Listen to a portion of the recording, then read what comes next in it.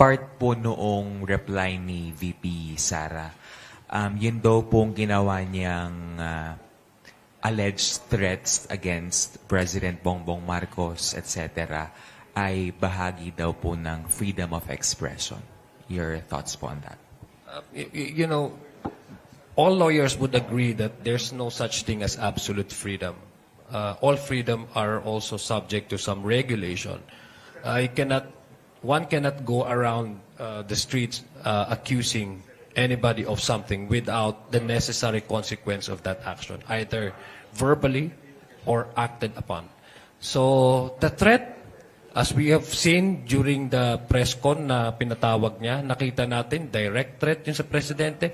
It's not actually her utterances that should be focused on. It's the effect of that utterances on the person that is being threatened.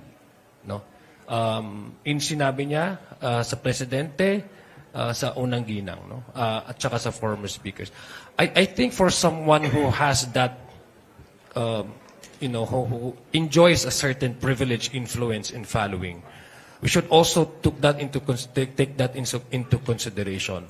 Na hindi mo po pwedeng hindi bigyan ng seriousness itong threat.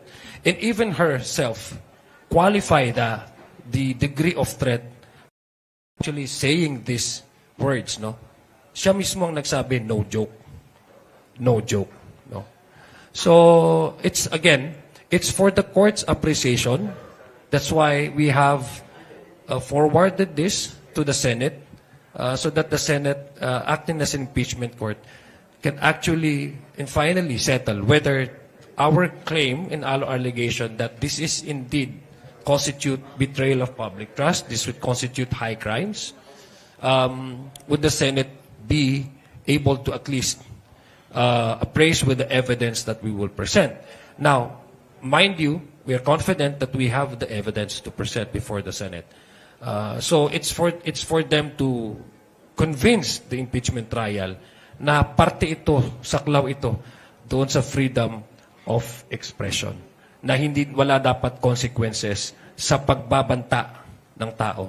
And remember, as a public official, it is also our civic duty to involve ourselves in value formation para tayo po ay pamarisan ng mga kabataan, ng bawat Pilipino, na maganda dapat ang asal na pinapakita natin sa kanila. At the very least, behavioral-wise, I think we owe to our Filipino constituents, no, sa sambayan ng Pilipino, that as elected official, we also have to carry ourselves in the best manner that we can, and also enjoy ourselves, engage ourselves in value formation.